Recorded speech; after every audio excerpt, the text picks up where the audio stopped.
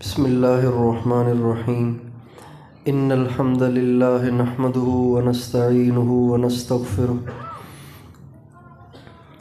من يهده الله فلا مضل له ومن يضلل فلا هادي له واشهد ان لا اله الا الله وحده لا شريك له واشهد ان سيدنا ونبينا وحبيبنا وشفيعنا وقرۃ اعیننا محمدا عبدہ ورسولہ صلی اللہ تبارک و تعالی علیہ وعلی آلہ واصحابہ وازواجہ وذریتہ وبارک وسلم تسلیما کثیرا اما بعد فاعوذ باللہ من الشیطان الرجیم بسم اللہ الرحمن الرحیم الیوم اکملت لکم دینکم وَأَتْمَمْتُ عَلَيْكُمْ نِعْمَتِي وَرَضِيتُ لَكُمُ الْإِسْلَامَ دِينًا وقال النبي صلی اللہ علیہ وسلم بادروا بالأعمال فتنا كقطع الليل المظلم يصبح الرجل مؤمنا ويمسي كافرا ويمسي مؤمنا ويصبح كافرا يبيع أحدهم دينه بعرض من الدنيا قليل سبحان ربک رب العزت عما یصفون وسلام علی المرسلین والحمد للہ رب العالمین اللہم صلی علی سیدنا محمد وعلی آل سیدنا محمد وبارک وسلم۔ میرے محترم بھائی اور دوستو، جس دور میں ہم اور آپ چل رہے ہیں، یہ تاریخ اسلام کا سب سے زیادہ خوفناک اور سب سے زیادہ خطرناک ہے۔ امت مسلمہ میں بہت سے فتنے اٹھتے رہے اور دین پر ڈاکے ڈالتے رہے، لوگوں کا ایمان لوٹتے رہے۔ ایک فتنہ اٹھتا تھا، اس کا تعاقب کرنے والے ہزاروں ہوتے تھے، اور اس کی وجہ سے وہ ہمارا دین کا، امت کا اتنا نقصان نہیں کر پاتا تھا۔ آج جس دور میں ہم چل رہے ہیں، ایک نہیں، دو نہیں، چار نہیں، 10 نہیں، سینکڑوں بلکہ ہزاروں فتنے اٹھے ہوئے ہیں۔ ہر طرف سے اسلام پر یلغار ہے، ہر طرف سے شیطان کے کارندے اور ایمان کے ڈاکو وہ ایمان پہ ڈاکے ڈال رہے ہیں، لوگوں کو دین سے کاٹ رہے ہیں، اللہ اور اس کے رسول سے کاٹ رہے ہیں، آخرت سے کاٹ رہے ہیں، اسلام سے کاٹ رہے ہیں۔ لاکھوں قسم کے لوگ ہیں، لاکھوں کی تعداد میں لوگ ہیں کہ جن کے آباء و اجداد تو مسلمان تھے اور پکے مسلمان تھے، لیکن وہ ایمان سے ہاتھ دھو چکے ہیں، وہ اسلام کے دائرے سے باہر نکل چکے ہیں، اور ان کو پتہ بھی نہیں ہے کہ ہم اسلام کے دائرے سے باہر نکل گئے ہیں۔ نبی کریم صلی اللہ علیہ وسلم کا ارشاد ہے، بادروا بالاعمال فتنا كقطع اللیل المظلم، تم جلدی جلدی نیک کام کر لو اس سے پہلے کہ ایسے فتنے نمودار ہوں کہ جو کالی رات کی طرح سیاہ ہوں۔ کالی رات کی سیاہی سے ان فتنوں کو تشبیہ دینے سے مراد یہ ہے کہ وہ فتنے اتنے عجیب و غریب ہوں گے کہ آپ کے لیے، اس زمانے کے لوگوں کے لیے یہ فیصلہ کرنا مشکل ہو جائے گا کہ یہ راستہ حق ہے یا باطل ہے۔ ان کے حق اور باطل میں سے ہونے کا فیصلہ کرنا ایک عام آدمی کے لیے مشکل ہو جائے گا۔ بہت سے ناحق راستے کو اپنائیں گے حق سمجھ کے، اور آج ہم دیکھ رہے ہیں کہ ہماری نوجوان نسل عام طور پر انٹرنیٹ کے ذریعے سے، انٹرنیٹ کی پاداش میں، انٹرنیٹ کی نحوست سے ایسے فتنوں میں مبتلا ہو رہی ہے کہ جس کا ہمارے آباء و اجداد نے کبھی خواب بھی نہیں دیکھا تھا، کبھی اس کا تصور بھی نہیں کیا تھا۔ ایسے دور میں یہ مدارس ایک بہت بڑا آسرا ہیں، اور یہ دعوت کا کام بہت بڑا آسرا ہے، اور یہ اہل اللہ اور مشائخ یہ بہت بڑا آسرا ہے۔ یہ وہ ٹمٹماتے چراغ ہیں جو ہر طرف اندھیرے کے باوجود اپنی روشنیاں پھیلانے کی کوشش کر رہے ہیں، لیکن اندھیرا زیادہ ہے، روشنی تھوڑی ہے۔ ان ستاروں اور ان چراغوں کی روشنی تھوڑی ہے، اور دنیا میں کفریہ طاقتوں کی محنت سے آیا ہوا اندھیرا بہت زیادہ ہے۔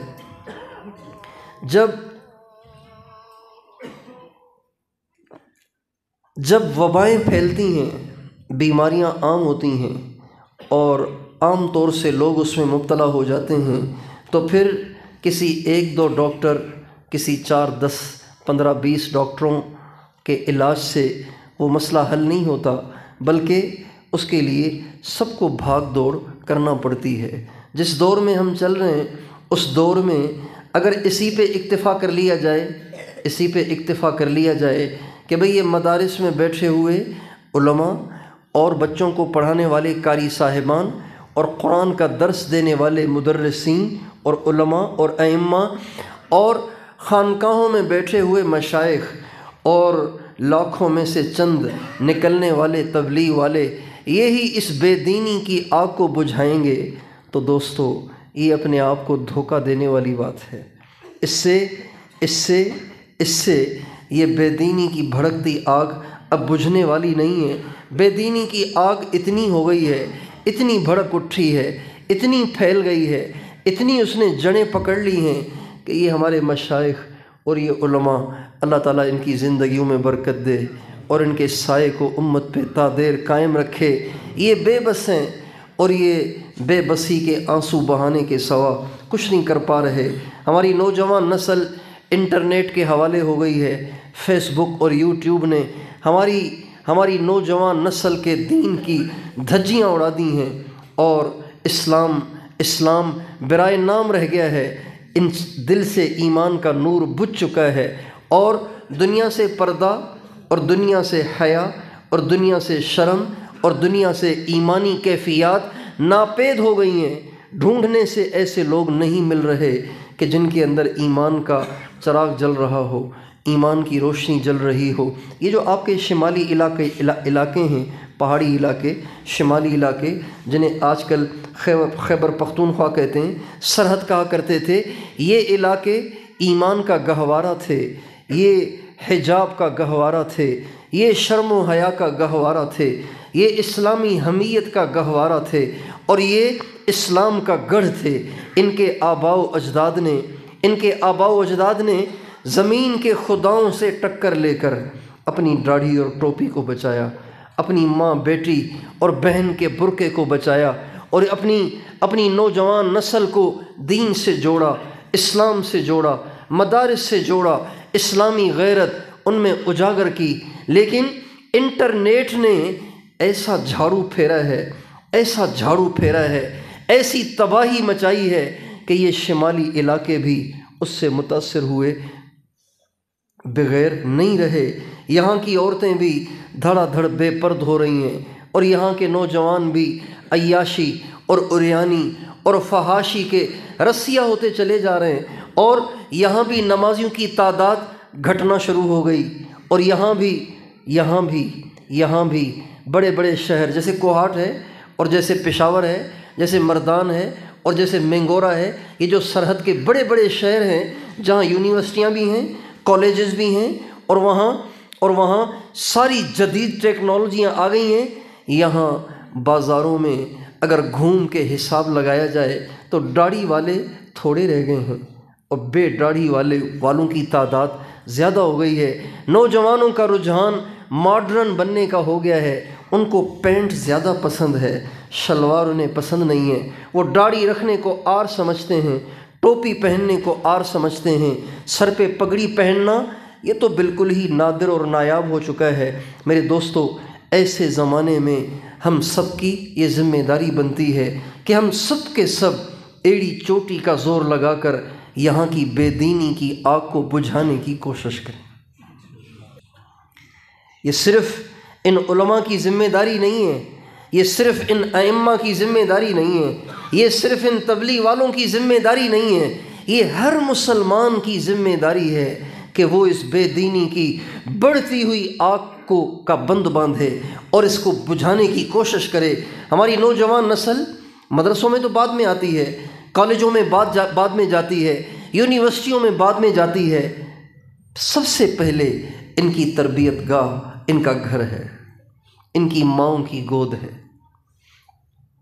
اگر کوئی بچی بے پرد ہو کر کالج جا رہی ہے، یونیورسٹی جا رہی ہے، تو یہ اس بے پرد بچی کا قصور نہیں ہے، یہ اس کی گود کا قصور ہے۔ جس بے حیا گود میں وہ پلی ہے، یہ اس بے حیا گود کا اثر ہے کہ یہ بچی بے حیا ہو گئی ہے۔ اگر نوجوان داڑھی نہیں رکھ رہا، ٹوپی نہیں پہن رہا، سر پہ پگڑی رکھنے کو عار سمجھتا ہے، نماز پڑھنے کا اس کے پاس ٹائم نہیں ہے، بڑوں سے بات کرنے کی اس میں تمیز نہیں ہے، نبی کریم صلی اللہ علیہ وسلم کی سنت کی اس کے دل میں عظمت نہیں ہے، اللہ کے حکم کی اس میں عظمت نہیں ہے، اسلام کی اس میں عظمت نہیں ہے، تو اس کا قصور بعد میں ہوگا۔ اس سے پہلے اس کے بے دین باپ کا قصور ہے کہ جس نے اپنے بچے کے دل میں اللہ کی عظمت کو بٹھایا نہیں، نبی پاک علیہ السلام کی عظمت کو بٹھایا نہیں، سنت کی عظمت کو بٹھایا نہیں، نماز کی اہمیت کو بٹھایا نہیں، قرآن کی عظمت کو بٹھایا نہیں، اسے اللہ سے جوڑا نہیں، اس کے نتیجے میں وہ نوجوان آوارہ ہو گیا۔ اور یہ لمحہ فکریہ ہے، یہ بڑا المیہ ہے، اور یہ ساری دنیا کی امت مسلمہ کا المیہ ہے۔ آج ہمارا جو مد مقابل ہے، جو ہمارا مد مقابل کفر ہے، کفر نے ہمیشہ اہل اسلام کو مغلوب کرنے کی کوشش کی ہے، لشکروں کے ذریعے، فوجوں کے ذریعے، ہتھیاروں کے ذریعے انہوں نے ہمیں ہمیشہ زیر کرنے کی کوشش کی ہے، لیکن وہ لشکر لا کے بھی ہمیشہ ناکام ہوئے، وہ ہتھیار بنا کے بھی ہمیشہ ناکام ہوئے، وہ فوجوں کو مقابلے میں لا کر بھی ہمیشہ ناکام ہوئے۔ چنانچہ انہوں نے اب جو گر نکالا ہے، اب جو انہوں نے نسخہ اپنایا ہے، اب جو انہوں نے فارمولہ اپنایا ہے، وہ یہ ہے کہ ان کو اپنے دین سے ہٹا دو، ان کو اپنے دین سے ہٹا دو۔ جب یہ دین سے ہٹیں گے، جب یہ اسلام سے دستبردار ہو جائیں گے، جب ان کے دلوں سے نبی کی عظمت چلی جائے گی، اللہ کی عظمت چلی جائے گی، آخرت کا یقین چلا جائے گا، موت کا استحضار ختم ہو جائے گا، جنت کا شوق چلا جائے گا، جہنم کا خوف چلا جائے گا، پھر ان کو اپنے ماتحت بنانا، ان کو اپنا غلام بنانا مشکل نہیں رہتا۔ اس لیے کہ مسلمان ہمیشہ جو فتح پاتا ہے وہ اسی لیے تو پاتا ہے کہ نصرت خداوندی اس کے ساتھ ہوتی ہے۔ ہمارے نبی کے صحابہ بہت بڑے نہیں تھے، بہت بڑی تعداد میں نہیں تھے، ان کے پاس بڑے بڑے ہتھیار نہیں تھے، ان کی فوجیں بہت بڑی نہیں ہوتی تھیں، ہمیشہ اہل اسلام کا جب بھی اہل کفر سے معرکہ ہوا تو عام طور سے مسلمانوں کی تعداد کم رہی، کفار کی تعداد زیادہ رہی ہمیشہ۔ لیکن اللہ تعالیٰ نے مسلمانوں کے اعمال کی برکت سے، ان کے تقوی کی برکت سے، ان کی پرہیزگاری کی برکت سے، ان کے یقین کی برکت سے، ان کی دنیا سے بے رغبتی کی برکت سے، اللہ پاک کے نام پر مر مٹنے کے جذبے کی برکت سے اللہ تعالیٰ نے ہمیشہ ان کو فتح عطا فرمائی۔ غزوہ بدر اسلام کا ایک بڑا نمایاں معرکہ ہے، جس کو اللہ تعالیٰ نے قرآن پاک میں یوم الفرقان کے نام سے موسوم کیا ہے۔ یوم الفرقان کیا مطلب؟ یہ وہ دن ہے جس دن باطل الگ ہو گیا اور حق الگ ہو گیا۔ غزوہ بدر میں نبی کریم صلی اللہ علیہ وسلم کے ساتھ جو صحابہ تھے وہ پتہ ہے کتنے تھے؟ صرف 300 اور کچھ زیادہ، 313 کہتے ہیں۔ 313 مسلمان تھے، اور یہ 313 ذہنی طور پر لڑنے نہیں آئے تھے۔ انسان ذہنی طور پر جس چیز کے لیے تیار نہ ہو اس کو کرنا مشکل ہوتا ہے۔ ایک آدمی یہاں سے تیاری کر کے بستر باندھ کے جائے 4 مہینے کے لیے مشکل نہیں ہے، لیکن ایک آدمی یہاں سے گیا تھا کسی کی نصرت کے لیے، کسی سے ملنے کے لیے، اور وہیں سے 4 مہینے میں چلا جائے، یہ ذرا مشکل ہے۔ ذہنی نہیں بنا ہوا، پروگرام ہی نہیں۔ ہمارے نبی کے صحابہ لڑنے نہیں آئے تھے، وہ تو ایک قافلہ تھا جس کا تعاقب کرنے آئے تھے، جنہوں نے بڑے بڑے ہتھیار جمع کیے تھے مسلمانوں کو مارنے کے لیے، مسلمانوں کو صفحہ ہستی سے مٹانے کے لیے۔ اللہ نے اپنے نبی سے فرمایا قافلہ جا رہا ہے، ہتھیار بہت سارے جمع کیے انہوں نے، مال بہت سارا ان کے پاس ہے، جاؤ جا کے ان کا تعاقب کرو۔ ہمارے نبی کے صحابہ تو ایک قافلے کا، ایک تجارتی قافلے کا تعاقب کرنے آئے تھے، لیکن جب آئے تو ایک بہت بڑے لشکر جرار سے سامنا ہو گیا، جن کی تعداد 1000 تھی، مسلمانوں سے 3 گنا سے بھی زیادہ تھے، اور دنیا جہاں کے لشکر انہوں نے، دنیا جہاں کے ہتھیار انہوں نے اکٹھے کیے ہوئے تھے۔ اب جب سامنا ہوا تو ہمارے نبی سوچ میں پڑ گئے کہ اب کیا کرنا چاہیے۔ آپ علیہ السلام نے حضرات صحابہ کرام سے مشورہ کیا، صدیق اکبر کی رائے بھی آ گئی، حضرت عمر کی رائے بھی آ گئی، حضرت علی کی رائے بھی آ گئی، مہاجرین رائے دیتے رہے۔ آپ علیہ السلام کی منشا یہ تھی کہ انصار کی رائے سامنے آئے، اس لیے کہ انصار سے یہ معاہدہ ہوا تھا کہ انصار مدینے میں رہ کر اللہ کے رسول کا دفاع کریں گے، اللہ کے رسول کی حمایت کریں گے، اللہ کے رسول کی حفاظت کریں گے، اور یہ مدینے سے 200 کلومیٹر دور کا معاملہ ہے، تو پتہ نہیں اب یہ انصار ساتھ دیں گے یا دستبردار ہو جائیں گے کہ یا رسول اللہ ہم نے تو مدینے میں ساتھ دینے کا کہا تھا، یہ تو مدینے سے بہت دور کی آبادی ہے، تو یہاں تو ہم ساتھ دے نہیں سکتے۔ چنانچہ آپ علیہ السلام اور رائے لیتے رہے اور مشورہ لیتے رہے۔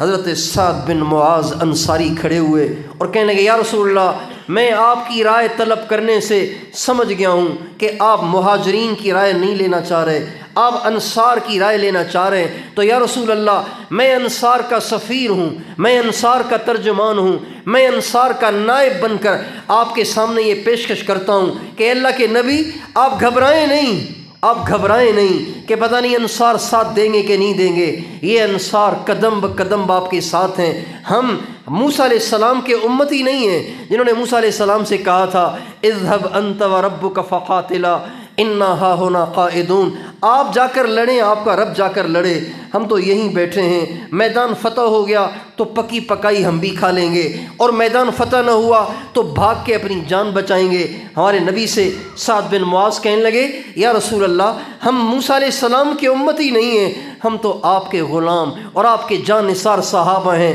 آپ آگے بڑھیں، آپ کا رب بھی آگے آئے، ہم آپ کے دائیں بھی لڑیں گے، بائیں بھی لڑیں گے، آگے بھی لڑیں گے، پیچھے بھی لڑیں گے، اگر آپ سمندروں میں کود جانے کا حکم کریں گے ہم سمندروں میں بھی کود جائیں گے۔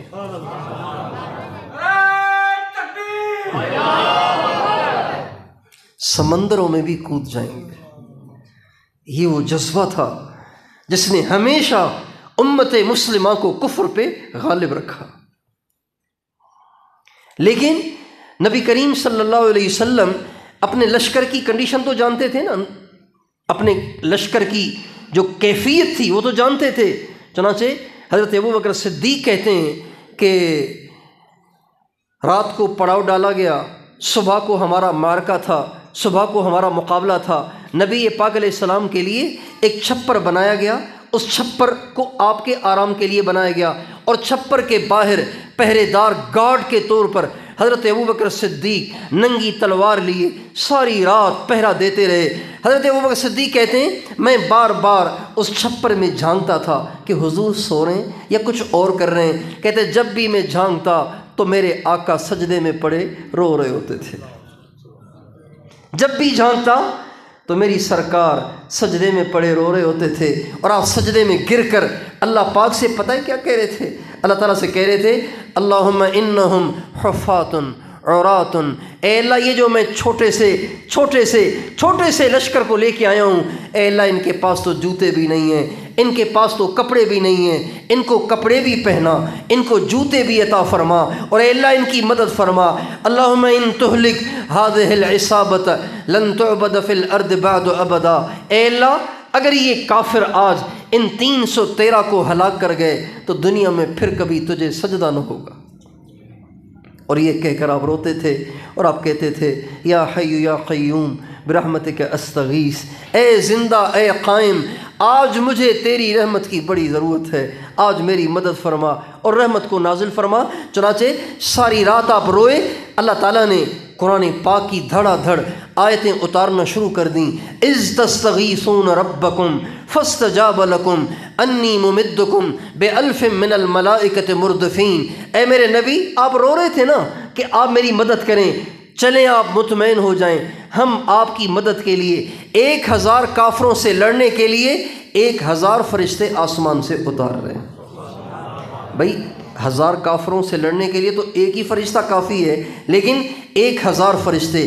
پھر ایک اور آیت آئی، 1000 نہیں 3000 بھیج رہا ہوں۔ پھر ایک اور آیت آئی، 3000 نہیں بلکہ 5000 بھیج رہا ہوں۔ پھر فرمایا وما جعلہ اللہ الا بشرا لکم وَلِتَطْمَئِنَّ قُلُوبُكُمْ بِهِ وَمَا النَّصْرُ إِلَّا مِنْ عِنْدِ اللَّهِ۔ یہ 1000 پہلے، پھر 3000، اب 5000۔ یہ تو اس لیے بھیج رہا ہوں تاکہ تیرے دل کو تسلی ہو، ورنہ میں خود بھی آ رہا ہوں۔ کون آ رہا ہے؟ کون آ رہا ہے؟ سب بتاؤ، کون آ رہا ہے؟ میدان میں کون آ رہا ہے؟ اللہ آ رہا ہے، اللہ آ رہا ہے، اللہ آ رہا ہے، اللہ خود آ رہا ہے۔ وما جعلہ اللہ الا بشرا لکم ولتطمئن قلوبکم بہ وما النصر الا من عند اللہ۔ میں خود بھی تمہاری مدد کے لیے آ رہا ہوں۔ لیکن دوستو، یہ وہ نہیں تھے جو بدنگاہی میں مبتلا تھے، یہ وہ نہیں تھے جو سود کھاتے تھے، یہ وہ نہیں تھے جو نماز میں سستی کرتے تھے، یہ وہ نوجوان نہیں تھے جو ماں باپ کے نافرمان تھے، یہ وہ نہیں تھے جن سے فجر میں اٹھا نہیں جاتا تھا، یہ وہ نہیں تھے جن کی بیویاں بے پرد ہو کر شاپنگ مال میں شاپنگ کرنے جاتی تھیں، یہ وہ نہیں تھے جن کے بچے پینٹ شرٹ پہن کے اور ٹائیاں باندھ کے کفار کے لباس میں ملبوس ہو کر بازاروں میں پھرتے ہیں اور دفتروں میں جاتے ہیں اور گاتے ہیں اور ناچتے ہیں اور دنیا جہاں کی عیاشیاں اور بدماشیاں کرتے ہیں۔ بلکہ یہ کون تھے؟ پتہ ہے کون تھے؟ اللہ خود بتا رہے ہیں وہ کون تھے۔ اللہ فرما رہے ہیں تراہم رکعا سجدا، تراہم رکعا سجدا یبتغون فضلا من اللہ ورضوانا۔ اے میرے نبی، اگر تو اپنے صحابہ کو دیکھے گا نا تو کوئی رکوع میں ہوگا، کوئی سجدے میں ہوگا۔ والذین یبیتون لربہم سجدا وقیاما، یہ وہ ہیں جن کی ساری رات سجدے میں گزرتی ہے، ساری رات رونے میں گزرتی ہے۔ اور یہ کون ہے؟ یہ کون ہے؟ یہ وہ ہیں تتجافی جنوبہم عن المضاجع یدعون ربہم خوفا وطمعا ومما رزقناہم ینفقون۔ یہ وہ ہیں جن کے پہلو ان کی خوابگاہوں سے الگ رہتے ہیں۔ یہ تو رات کو سوتے ہی نہیں ہیں کہ ان کو فجر میں نہ اٹھ پانے کا عذر ہو۔ میرے محترم بھائی اور دوستو، چونکہ آج کا کفر اس راز کو سمجھ گیا ہے کہ امت مسلمہ پہ غالب آنا آسان نہیں ہے، ان کو زیر کرنا آسان نہیں ہے، لہٰذا اگر ان کو مغلوب کرنا ہے، ان کو زیر کرنا ہے، ان کو ان کے دین سے ہٹا دو، دین سے ہٹا دو، ان کے دلوں سے اللہ کی عظمت نکال دو، ان کے دلوں سے محمد مصطفیٰ کی عظمت نکال دو، ان کی زندگیوں سے سنت کو نکال دو، ان کی زندگی سے سیرت کو نکال دو، ان کے دل سے آخرت کے تصور کو نکال دو، جنت کا شوق نکال دو، جہنم کا خوف نکال دو، پھر ان کو مغلوب کرنا آسان ہے۔ ہمارے نبی کے صحابہ جنت کے شوقین تھے۔ آج کا مسلمان دنیا ہی میں جنت بنانے کا شوق رکھتا ہے، دنیا ہی میں جنت بنانے کا شوق رکھتا ہے۔ آج مسلمان دنیا ہی میں اپنے گھر کو جنت بنانے کا شوق رہتا ہے۔ یہ آپ کے KDA میں، آپ کے کوہاٹ میں، آپ کے پورے KPK میں پکے مکان نہیں ہوتے تھے۔ آپ کے آباء و اجداد نے پہاڑوں میں بیٹھ کے انگریزوں سے اپنی ماں بیٹی کا برقع بچایا، اپنے نوجوان کی داڑھی کو بچایا، اسلام کو بچایا، اسلامی اقدار کو بچایا، اسلامی تہذیب کو بچایا۔ آپ نے گھر تو پکے بنائے لیکن ایمان کمزور ہو گیا۔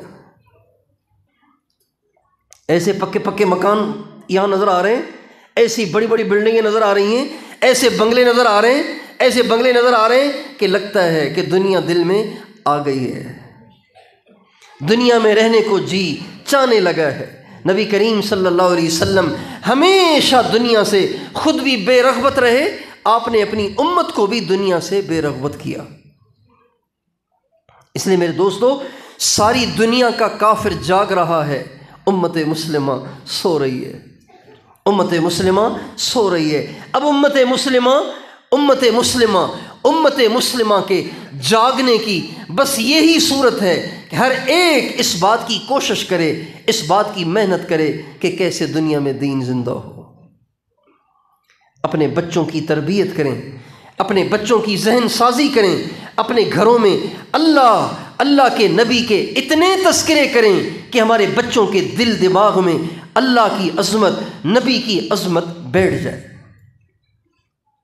آج ہمارے نوجوان بچے اسکولوں میں پڑھنے والے، کالجز میں پڑھنے والے، یونیورسٹیوں میں بچے پڑھنے والے، ان سے پوچھیں گے نا کہ تمہاری سب سے زیادہ پسندیدہ شخصیت کون ہے، تو ہمارے بچے کسی ڈانسر کا نام لیتے ہیں، کسی سنگر کا نام لیتے ہیں، کسی کرکٹر کا نام لیتے ہیں، کسی ایکٹر کا نام لیتے ہیں، اس لیے کہ ماؤں نے اور باپ نے اپنے نبی کی عظمت ان بچوں کے سامنے بیان ہی نہیں کی۔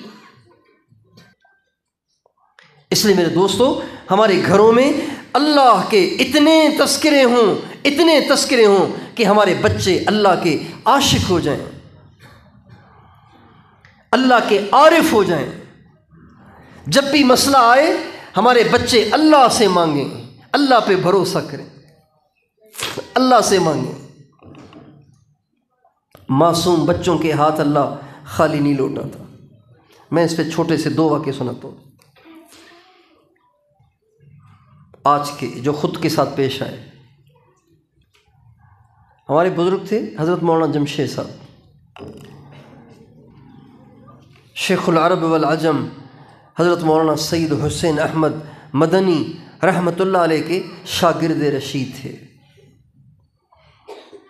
رائے میں ہوتے تھے، رائے میں شیخ الحدیث تھے۔ تو رائے شہر میں ایک مسجد بن رہی تھی، اس مسجد کے افتتاح کا موقع تھا، تو انہوں نے دعوت دی کہ بھئی حضرت مولانا جمشید صاحب آ کے ہماری مسجد کی پہلی اینٹ رکھیں، افتتاح کے لیے تشریف لائیں، سنگ بنیاد کے لیے تشریف لائیں۔ حضرت مولانا جمشید صاحب کو لے کر گئے۔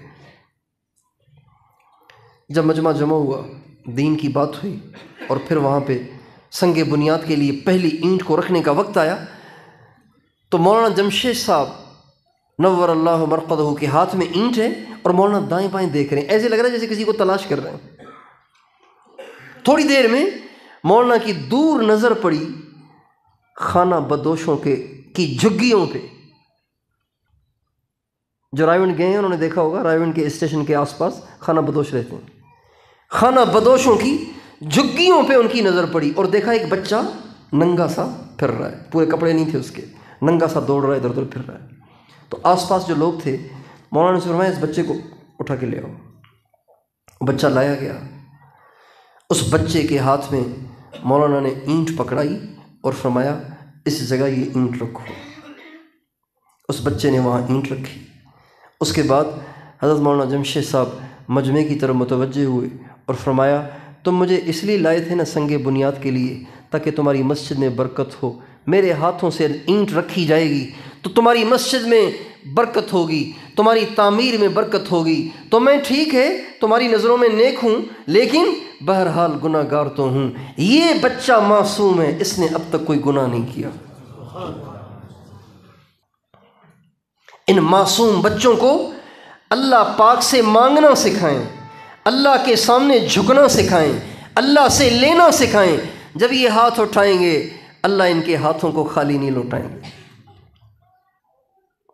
آج ماؤں نے یہ بڑا ظلم کیا ہے، آج باپوں نے یہ بڑی اپنے بچوں کے ساتھ زیادتی کی ہے کہ انہوں نے ان کو اللہ پاک کا تعارف ہی نہیں کرایا، اللہ کے نبی کا تعارف ہی نہیں کرایا۔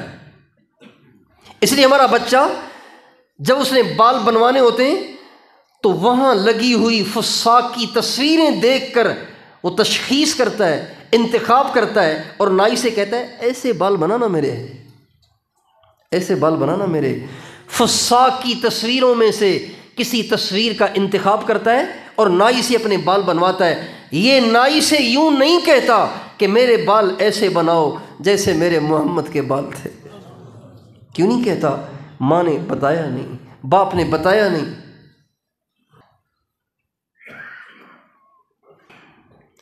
انٹرنیٹ لے کے دیے ہوئے ہیں بچوں کو، لہذا بچے اللہ کے دشمنوں کو جن لباسوں میں دیکھ رہے ہیں بچے بھی وہی لباس پہن رہے ہیں۔ اس لیے ہم اپنے گھروں میں اپنے بچوں کی تربیت کریں۔ عورتیں بھی سن رہی ہیں، اپنے گھروں میں اپنے بچوں کی تربیت کریں، اپنے بچوں کو نیک بنانے کی کوشش کریں۔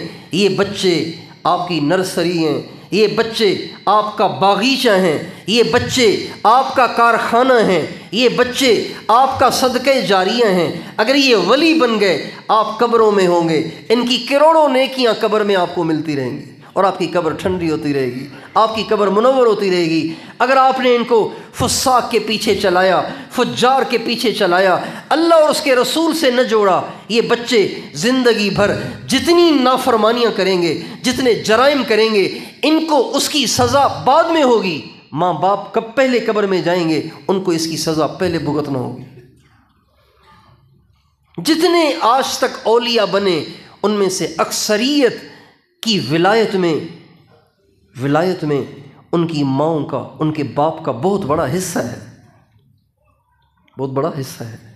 امام بخاری رحمۃ اللہ علیہ، آپ سب نام سنتے ہیں امام بخاری کا، جب تک بخاری نہ پڑھی جائے آپ کو علم کی سند نہیں ملے گی، آپ عالم کی سند ہی نہیں پا سکتے جب تک امام بخاری کی آپ حدیث شریف کی کتاب نہ پڑھیں۔ یہ بچپن میں نابینا تھے، بالکل نہیں دیکھتے تھے، نظر کمزور نہیں تھی، دیکھتے ہی نہیں تھے۔ ان کی ماں اللہ تعالیٰ سے روزانہ دعا کرتی تھی، اللہ میاں میرے بچے کو بینا کر دے، میں تو اسے عالم بنانا چاہتی ہوں، میں تو اسے دین کا خادم بنانا چاہتی ہوں، اسے بینائی دے۔ رو رو کے دعا کرتی تھی۔ ایک رات کو سوئی تو خواب میں حضرت ابراہیم علیہ السلام کی زیارت ہوئی اور فرمایا مائی رو نہیں، جب تو صبح اٹھے گی تیرا بیٹا دیکھ رہا ہوگا۔ صبح کو اٹھی تو بیٹا دیکھ رہا ہے۔ یہی ہے محمد بن اسماعیل البخاری جو امیر المومنین بن گئے حدیث میں، ساری دنیا کے امام بن گئے، چاہے کوئی حنفی ہو، چاہے کوئی شافعی ہو، چاہے کوئی مالکی ہو، چاہے کوئی حنبلی ہو، اس کا علم حدیث ناقص رہ جائے گا جب تک امام بخاری کی کتاب نہیں پڑھے گا۔ اللہ تعالیٰ نے ایسی ان کو قبولیت بخشی۔ اس لیے یہ مائیں، یہ باپ اپنے بچوں کی تربیت کریں۔ عام طور سے ایک غلط فہمی ہے، ایک ذہن بن چکا ہے، کیا کہ بچوں کی تربیت تو قاری صاحبان کے ذمے، مدرسوں کے ذمے۔ کوئی باپ بہت بڑا تیر مار لے اور بہت بڑا کوئی قدم اٹھا لے اسلام کے بارے میں، تو زیادہ سے زیادہ یہ کرے گا بچے کو اسکول سے اٹھا کے مدرسے میں ڈال دے گا، کہے گا بس یہ ولی بن جائے گا۔ نہیں میرے دوست، مدرسے ولی بننے کے لیے نہیں ہیں، ولی بننے کے لیے پہلا مدرسہ آپ کا اپنا گھر ہے۔ ہوتا یہ ہے لوگ مدرسوں میں ڈال دیتے ہیں، اب بچہ مدرسے میں قرآن پڑھ رہا ہے، کتابیں پڑھ رہا ہے، علم پڑھ رہا ہے، گھر میں کیبل چل رہا ہے، گھر میں انٹرنیٹ چل رہا ہے، گھر میں کارٹون رکھے ہوئے ہیں، اور گھر میں ماں بھی موبائل میں مبتلا ہے، باپ بھی موبائل میں مبتلا ہے، بہنیں بھی موبائل میں مبتلا ہیں، بھائی بھی موبائل میں مبتلا ہے۔ یہ بیچارہ مدرسے سے آیا، جو کمائی کر کے آیا، ساری کمائی آ کر اس نے چھٹیوں میں انڈیل دی اور ضائع کر دی۔ تو بتاؤ کیسے تربیت ہوگی بھائی؟ لوگ سمجھتے ہیں اولیاء پہلی صدیوں میں تیار ہوتے تھے، اب نہیں ہو سکتے۔ ایسے نہیں ہے کہ اولیاء پہلے زمانے میں ہی ہوتے تھے، اب نہیں ہو سکتے۔ آج بھی غوث پیدا ہو سکتے ہیں، آج بھی قطب اور ابدال اور اوتاد تیار ہو سکتے ہیں، اگر یہ مائیں نیت کر لیں، اگر یہ باپ نیت کر لیں، اگر یہ مائیں اور باپ اپنے گھروں کا ماحول ایسا بنائیں، تو خدائے پاک کی قسم پیران پیر جیسے مشائخ اور مجدد الف ثانی جیسے علماء، شاہ ولی اللہ جیسے علماء، شیخ الہند جیسے علماء اور شاہ ولی اللہ جیسے علماء اور مولانا قاسم صاحب نانوتوی جیسے علماء، حضرت تھانوی، حضرت مدنی جیسے علماء اللہ آج بھی تیار کر سکتا ہے، کوئی چاہے تو صحیح۔ تو اس لیے آپ سب سے پہلی درخواست تو یہ ہے، اپنے گھروں کا ماحول ٹھیک کریں، اپنے گھروں کا نظام ٹھیک کریں، کوئی قدم اپنے گھروں میں سنت کے خلاف مت اٹھائیں۔ اپنے بچے کو بتائیں، بیٹا ہمارے حضور ایسے کھاتے تھے، ہم ایسے کھائیں گے، ہمارے حضور ایسے پیتے تھے، ہم ایسے پئیں گے، ہمارے حضور ایسے کپڑے پہنتے تھے، ہم تو ایسے پہنیں گے، ہمارے حضور ایسے چلتے تھے، ہم تو ایسے چلیں گے، ہمارے حضور ایسے کرتے تھے، ایسے نہیں کرتے تھے۔ یہ مائیں سمجھائیں، یہ باپ سمجھائیں، ایسا اپنے گھروں کا ماحول قائم کریں کہ کوئی قدم سنت کے خلاف نہ اٹھے، سنت کی عظمت بتائیں۔ امام ربانی مجدد الف ثانی رحمۃ اللہ علیہ فرماتے ہیں کہ دوپہر کو کھانا کھا کر، غور سے سنیے، دوپہر کو کھانا کھا کر تھوڑی دیر سو جانا، تھوڑی دیر لیٹ جانا، حضور اکرم صلی اللہ علیہ وسلم کی سنت کی نیت سے 1000 سال کی ساری رات کی عبادت سے بہتر ہے۔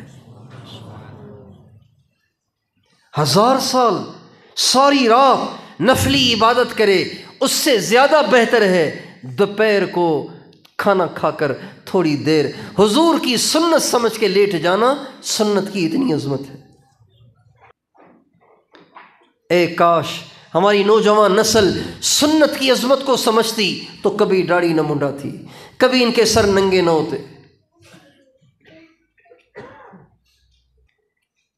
بتایا نہیں کسی نے کہ حضور کی سنت کی کیا قیمت ہے، کیا عظمت ہے۔ کبھی بیٹھ کے ہم سوچتے کہ یہ ہمارے نوجوان، ہمارے بچے، اب تو بوڑھے بھی، ہمارے بوڑھے نوجوان بچے یہ کن جیسی شکلیں بنانے کو اپنے لیے فخر سمجھتے ہیں؟ کیا انہیں محمد مصطفیٰ کی صورت پسند نہیں ہے؟ کیا انہیں حضور کی مبارک شکل، حضور صلی اللہ علیہ وسلم کی مبارک صورت ان کو پسند نہیں ہے؟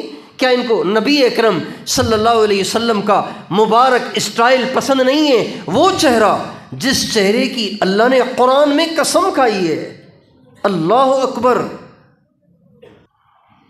وَالضُّحَىٰ وَاللَّيْلِ إِذَا سَجَىٰ مَا وَدَّعَكَ رَبُّكَ وَمَا قَلَىٰ وَلَلْآخِرَةُ خَيْرٌ لَكَ مِنَ الْأُولَىٰ وَلَسَوْفَ يُعْطِيكَ رَبُّكَ فَتَرْضَىٰ۔ اللہ تعالیٰ اپنے نبی کے مبارک چہرے کی قسم کھا رہے ہیں۔ اف، کتنی عظمت ہے ہمارے آقا کی، کیا شان ہے ہمارے آقا کی۔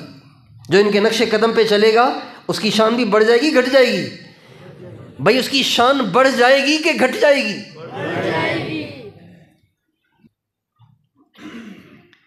سب کو سمجھائیں کہ داڑھی میرے آقا کی سنت ہے، ٹوپی میرے آقا کی سنت ہے، پگڑی میرے آقا کی سنت ہے۔ اور سچ پوچھئے کہ آپ پختونوں کے چہرے سے داڑھی صاف دیکھ کے بڑا دل دکھتا ہے، آپ کے چہرے سے حضور کی سنت کو غائب دیکھ کے بڑا دکھ ہوتا ہے، آپ کے چہروں کو، آپ کے سروں کو ننگا دیکھ کے بڑا دکھ ہوتا ہے کہ یہ تو وہ قوم ہے، یہ تو وہ قوم ہے، یہ تو وہ نسل ہے کہ جن کے آباء و اجداد نے زمین کے خداؤں سے، انگریزوں سے ٹکر لے کر اپنی داڑھی اور ٹوپی اور پگڑی کو بچایا، اور اپنی داڑھی کو قربان نہ کیا، اپنی پگڑی کو قربان نہ کیا، اور انہوں نے مفت ہی میں حضور کی سنت کو گٹر کے حوالے کر دیا۔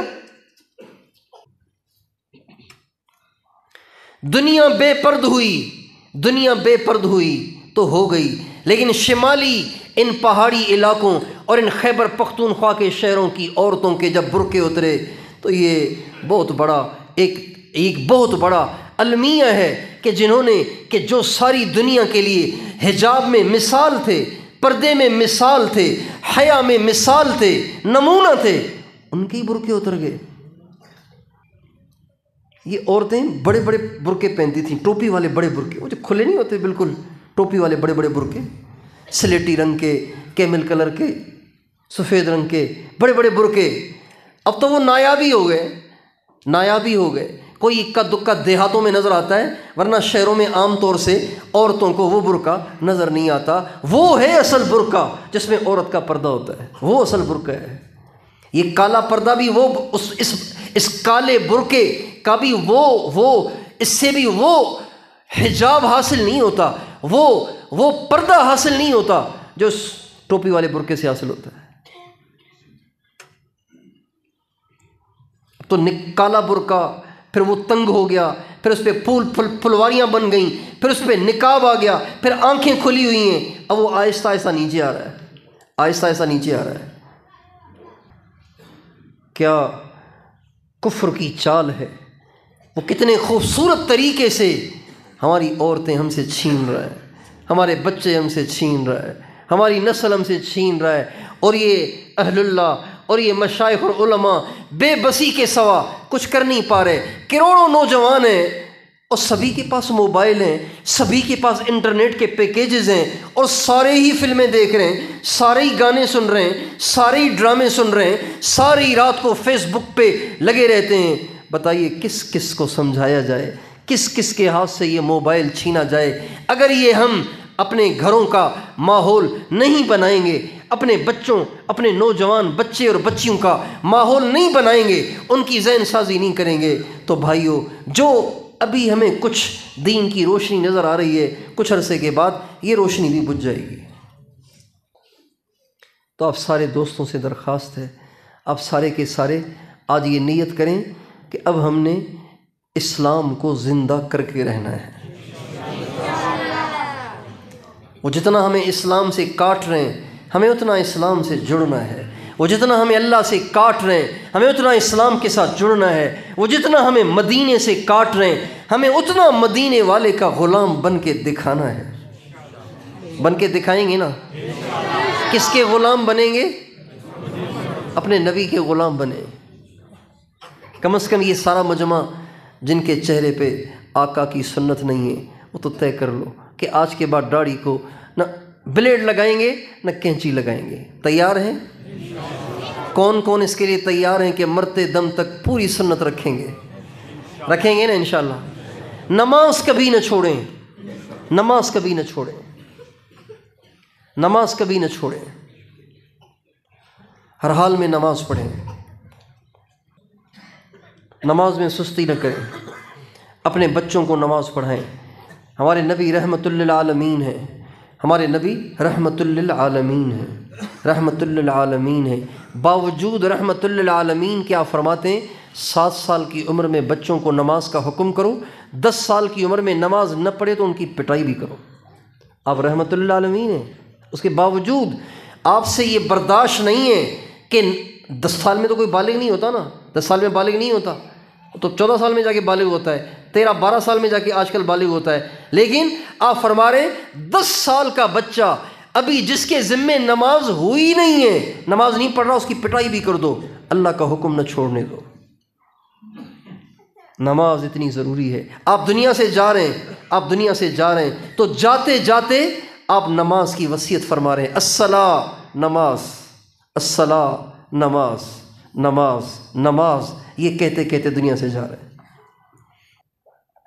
جب آپ پیدا ہوئے، حضرت آمنہ فرماتی ہیں جب میرا بیٹا محمد پیدا ہوا، جب دنیا میں جلوہ افروز ہوا، تو ماں کے پیٹ سے آپ نکلتے ہی ایک دم سجدے میں چلے گئے،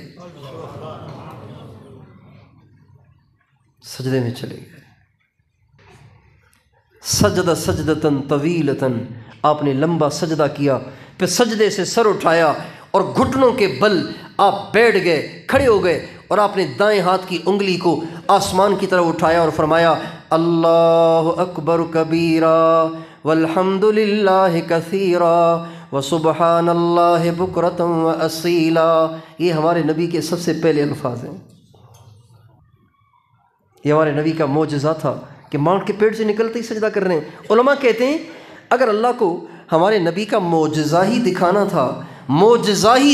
تھا، معجزہ ہی دکھانا تھا، کوئی خارق عادت ہی کام کروانا تھا، تو آپ کا یہ ذکر کرنا بھی کافی تھا۔ ذکر بھی تو بچہ نہیں کرتا نا، یہ بھی تو معجزہ ہی ہوا۔ آپ قرآن کی کوئی سورت پڑھ لیتے، یہ بھی معجزہ بن جاتا۔ آپ مسکرا کے اپنی ماں کو دیکھ لیتے، یہ بھی معجزہ بن جاتا۔ لیکن آپ سے اللہ نے سجدہ کروایا، گویا یہ خاموش پیغام دیا کہ یہ نبی آ رہا ہے، سجدے لے کے آ رہا ہے، نماز لے کے آ رہا ہے۔ جو نبی ماں کے پیٹ سے نکلتے ہی سجدہ کر رہا ہے، ساری زندگی سجدے کر رہا ہے، ساری زندگی نماز پڑھ رہا ہے، جب اس کی امت نماز چھوڑ دے گی اس کا دل کتنا دکھے گا۔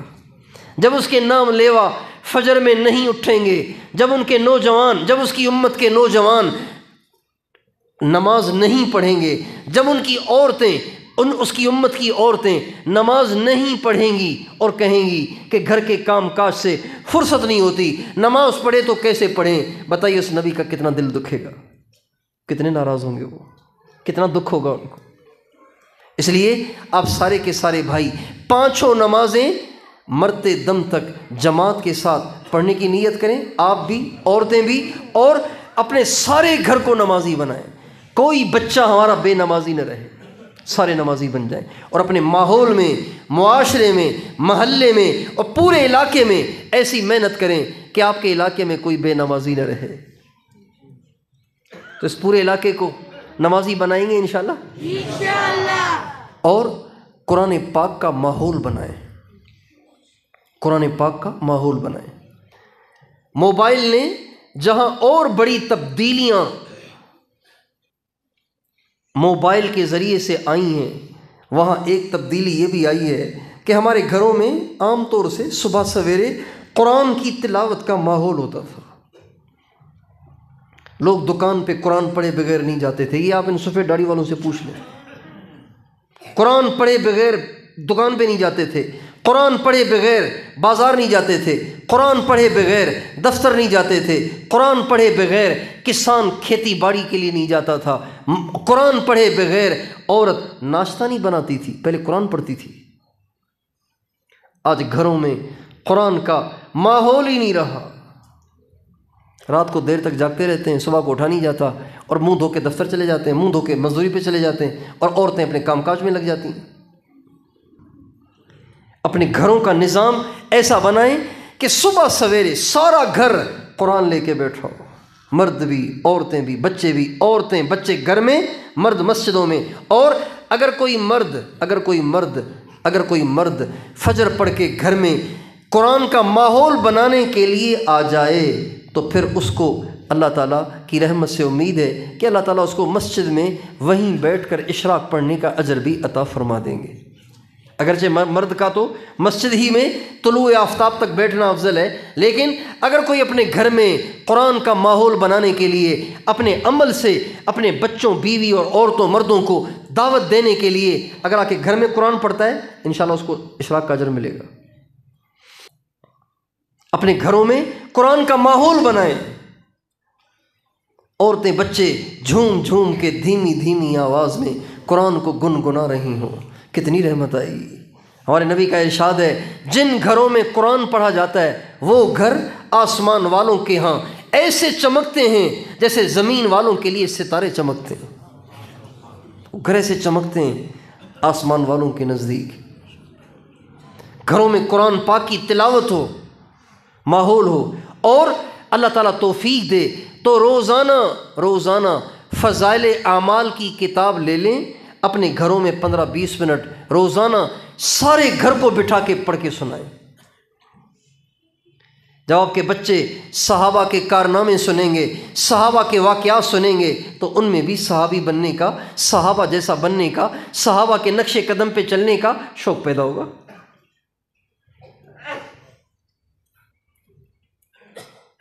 جب بھی کوئی گھر میں مسئلہ آئے، جب بھی گھر میں کوئی پریشانی آئے، تو سارے گھر کو اللہ پاک کی طرف متوجہ کریں۔ آؤ مل کے اللہ سے مانگتے ہیں۔ آپ بھی مصلی بچھائیں، آپ کی بیوی بھی مصلی بچھائے، آپ کے چھوٹے چھوٹے بچے بھی مصلی پہ بیٹھ جائیں۔ وہ کون سا مسئلہ ہے جب یہ سارا گھر، ساری فیملی اپنے ہاتھوں کو آسمان کی طرف اٹھا کے اللہ سے مانگیں گے، اللہ پھر بھی ان کا مسئلہ حل نہیں کرے گا؟ یہ ہمارے گھروں میں ماحول ہونا چاہیے۔ حضرت عبداللہ بن مسعود رضی اللہ تعالیٰ عنہ سے جب بیمار پڑے آخری عمر میں، حضرت عثمان ان کی عیادت کے لیے تشریف لائے۔ حضرت عثمان نے کہا کہ عبداللہ اب تو آپ ضعیف ہو گئے ہیں، تو آپ کے لیے ہم بیت المال سے وظیفہ مقرر کر دیتے ہیں، وہ آپ کو کام آئے گا۔ تو حضرت عبداللہ بن مسعود فرمانے لگے میں تو بڑھاپا ہے، دنیا سے جانے کا وقت ہے، مجھے اب بیت المال کے وظیفے کی حاجت نہیں ہے۔ فرمایا آپ کو نہیں تو آپ کی بچیوں کو کام آئے گا، ان کی بیٹیاں تھیں، بیٹیوں کو کام آئے گا۔ فرمانے لگے میری بیٹیوں کو بھی بیت المال کے وظیفے کی حاجت نہیں ہے۔ فإنی علمتہن سورۃ الواقعہ وإنی سمعت رسول اللہ صلی اللہ علیہ وسلم من قرأ سورۃ الواقعہ فی کل لیلۃ لم تصبہ فاقۃ ابدا۔ میری بچیوں کو بھی بیت المال کے وظیفے کی حاجت نہیں ہے، اس لیے کہ میں نے ان کو سورہ واقعہ یاد کرا دی ہے، اور میں نے اپنے نبی کی مبارک زبان سے یہ سنا ہے کہ جو روزانہ ہر رات میں سورہ واقعہ پڑھے گا اس کے گھر میں کبھی بھوک نہیں آئے گی۔ سورہ واقعہ، بھوک نہیں آئے گی۔ مہنگائی ہے نا، مہنگائی ہو گئی ہے، لوگ پریشان ہیں، جن کی بڑی بڑی تنخواہیں ہیں وہ بھی پریشان ہیں۔ تو بھائیو جن کے پاس سورہ واقعہ ہے ان کو کیا پریشانی ہے؟ سارا گھر سورہ واقعہ پڑھے اور یہ ٹینشن لینا چھوڑ دیں کہ مہنگائی ہو گئی ہے۔ کوئی مہنگائی نہیں ہوئی، اللہ کے خزانے آج بھی بھرے پڑے ہیں۔ اللہ تعالیٰ حدیث قدسی میں فرماتے ہیں یا ابن آدم لا تخش من ضیق الرزق وخزائنی ملعانۃ، میرے بندے میری بندی روزی کی تنگی کا خوف نہ کر، میرے خزانے بھرے پڑے ہیں، میرے خزانے بھرے پڑے ہیں۔ اپنے گھروں میں سورہ واقعہ کا ماحول بنائیں۔ آپ بے روزگار بھی ہیں تب بھی سورہ واقعہ پڑھیں، اللہ کے نبی کا وعدہ سچا ہے، آپ کے گھر میں فاقہ نہیں آئے گا۔ روزگار کی کوشش کرتے رہیں، نہیں مل رہا ٹینشن نہ لیں، سورہ واقعہ سے اللہ آپ کو بھی پالے گا، آپ کے سارے اہل و عیال کو پالے گا۔ آپ دیکھتے نہیں یہ علماء کے بچے کیسے پل رہے ہیں، یہ مسجدوں کے ائمہ کے بچے کیسے پل رہے ہیں۔ آپ کا نچلے سے نچلا ملازم بھی 20-25 ہزار روپے تنخواہ لے رہا ہے اور یہ 6-6 ہزار 8-8 ہزار پہ اپنے گھر چلا رہے ہیں، اب بھی آپ کو یقین نہیں آ رہا کہ اللہ پالتا ہے؟ اللہ پالتا ہے۔ اپنے گھروں میں سورہ واقعہ کا ماحول بنائیں گے انشاءاللہ، اور اپنے بچوں کو قرآن سے جوڑیں، بچوں کو قرآن حفظ ضرور کرائیں، بچوں کو قرآن حفظ ضرور کرائیں۔ عالم بنانا بہت اچھی بات ہے، فرض کفایہ ہے، بنائیں تو کیا ہی کہنے، بنائیں تو نور اللہ نور ہے، لیکن اگر آپ کو شوق ہے کہ میرا بچہ ڈاکٹر بھی بنے، میرا بچہ انجینئر بھی بنے، میرا بچہ یہ بنے اور وہ بنے، تو کوئی حرج نہیں، آپ بے شک اپنے بچے کو پروفیسر بنائیں، ڈاکٹر بنائیں، انجینئر بنائیں، لیکن اس کے ساتھ حافظ ضرور بنائیں۔ آپ جانتے نہیں کہ آپ کا چیف حافظ بن گیا ہے۔ ڈاکٹر ضرور بنائیں لیکن حافظ بھی بنائیں، حافظ کے ساتھ ڈاکٹر بنائیں۔ حافظ تو کون کون اپنے بچوں کو حافظ بنائے گا؟ 2 سال چاہیے، زیادہ سے زیادہ 3 سال چاہیے، اس کے بعد پھر آپ بے شک اس کو کالج میں بھی پڑھائیں، اسکول میں بھی پڑھائیں، لیکن حافظ ضرور بنائیں۔ یہ قرآن جو اس کے سینے میں جائے گا یہ اپنا اثر ضرور دکھائے گا۔ ہمارے نبی کا ارشاد ہے کہ جس دل میں قرآن ہو اگر وہ حافظ گناہ گار ہو جہنم میں چلا بھی گیا تو اس کا دل نہیں جلے گا۔ قرآن اتنی بڑی چیز ہے، اتنی بڑی نعمت ہے، تو اپنے بچوں کو قرآن پڑھائیں۔ ہمارے نبی کا ارشاد ہے ان فی الجنت نہرا اسمہ ریان علیہ مدینۃ من مرجان لہ 70,000 باب من ذہب وفضۃ لحامل القرآن۔ جنت میں ایک نہر ہے، ایک دریا ہے، نہر یعنی دریا، ایک دریا ہے، اس کا نام ریان ہے۔ اس دریا کے کنارے پر ایک خوبصورت محل ہے، مرجان کا بنا ہوا، 70,000 اس کے دروازے ہیں، یہ سارے دروازے سونے اور چاندی کے ہیں، یہ کسی کو نہیں ملے گا، صرف حافظ قرآن کو ملے گا، اور کسی کو نہیں ملے گا، صرف حافظ کو۔ حافظ قرآن جب قیامت کے دن آئے گا اللہ کہیں گے تیری ماں کہاں ہے، تیرا باپ کہاں ہے، ان کو بلاؤ۔ ان کی ماں کو بلایا جائے گا، باپ کو بلایا جائے گا، ساری دنیا جہاں انبیاء، صدیقین، شہداء، صالحین ہوں گے، ان سب کے سامنے بتایا جائے گا یہ حافظ قرآن کی ماں ہے، یہ حافظ قرآن کا باپ ہے، ان کو عزت کا جوڑا پہنایا جائے گا، عزت کا جوڑا پہنایا جائے گا۔ اور حافظ قرآن سے کہا جائے گا یہ جتنے جہنمی کھڑے ہوئے نا، ان میں سے جتنے تیرے رشتہ دار ہیں ان میں سے 10 کی سفارش کر، تیرے کہنے پہ ہم انہیں معاف کر دیں گے۔ اس کی سفارش سے اس کے خاندان کے 10 لوگوں کو جہنمیوں کی صفوں سے نکال کے جنتیوں کی صفوں میں ڈالا جائے گا۔ پھر اللہ اس حافظ قرآن سے فرمائیں گے اقرأ وارتقی ورتل کما کنت ترتل فی الدنیا، قرآن پڑھنا شروع کر، پڑھتا جا، جنت کے درجوں پہ چڑھتا جا، جہاں والناس پہ پہنچے گا وہی تیرا مقام ہے۔ اس کی ماں بھی اس کے ساتھ، اس کا باپ بھی اس کے ساتھ۔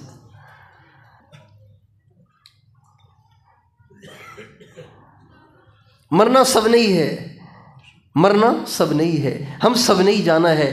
ہم سب اس کی کوشش کریں کہ اس جہان میں سرخروئی کے سامان یہاں تیار کریں، اور یہی ہے کہ ہم اپنے بچوں کو نیک بنائیں، اپنے بچوں کو حافظ بنائیں، اللہ توفیق دے تو عالم بھی بنائیں، عالم بھی بنائیں، اپنے گھروں کا ماحول ٹھیک کریں، اپنی ذات پہ محنت کریں، اوروں پہ محنت کریں گے انشاءاللہ۔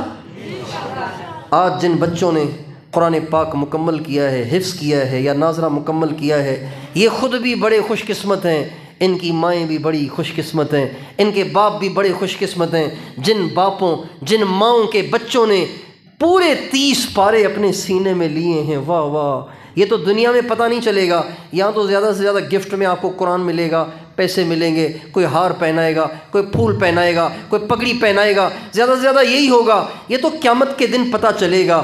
وَسَوْفَ تَرَىٰ إِذَا انْكَشَفَ الْغُبَارُ أَفَرَسٌ تَحْتَ رِجْلِكَ أَمْ حِمَارُ، جب محشر کا میدان ہوگا، ساری دنیا کے سامنے جب ان حفاظ اور قرآن پڑھنے والوں اور ان کے ماں باپ کا اعزاز اور اکرام کیا جائے گا، اس دن وہ مائیں پچھتائیں گی، وہ باپ پچھتائیں گے، اے کاش ہم بھی اپنے بچوں کو قرآن سے جوڑ لیتے، ہم بھی اپنے بچوں کو قرآن پڑھا لیتے تو آج ہمیں بھی یہ عزت اور یہ مقام ملتا۔ اس لیے مرنے سے پہلے موقع ہے، ہم کچھ کر لیں۔ تیار ہیں انشاءاللہ؟